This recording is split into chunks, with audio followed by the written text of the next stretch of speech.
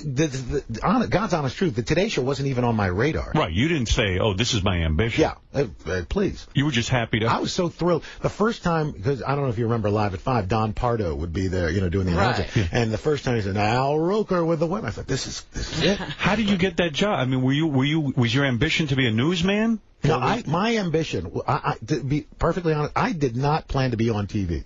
I really didn't. I was going to be a producer or a director, something like that, a writer. And at the end of my sophomore year in college at SUNY Oswego, they were looking for a weekend weatherman, and my department chairman, who had told me I had, God's honest truth, I had the perfect face for radio, put me up for a job doing weekend weather at WHEN in Syracuse, New York. That's a TV station? It's a TV station.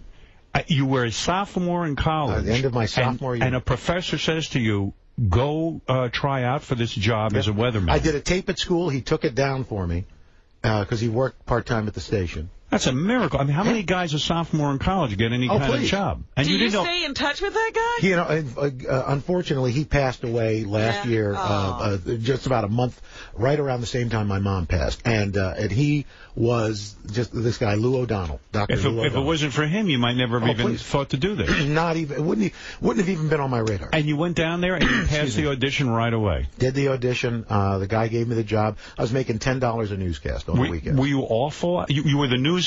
I was the weatherman. Weatherman. I was the weatherman. Were you awful at it? I wasn't good. Did you have an affect? Were you like trying to find? I know I was horrible on the.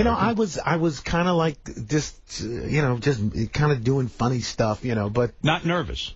Yeah, I was nervous in the beginning, but after a while, I mean, I think it's like one of the things is you forget after a while you're on TV or you're on radio. Right. You're just you. Yeah, but that happened rather rapidly. But look, me was at that time a 19-year-old college sophomore, so how good could that be? So when you did this, you said, hey, maybe I can make a career out of this? Well, you know what? I was thinking I'm going to do this until I can get a real job directing or doing something like that. Right.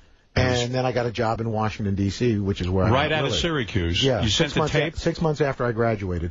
A guy, one of my competitors, sent the tape to a friend to get me out of the market. Wow. Oh, wow, that's great. Which was nice. I was like, hey, I wasn't even looking for a job. Were you that popular? In other words, had you really caught on with people? Yeah, but I was in Syracuse, But you were still in college, right? So when you showed up... Yeah, I graduated. When you showed up at a sophomore year in college, and you're now the local weather guy who's a big deal...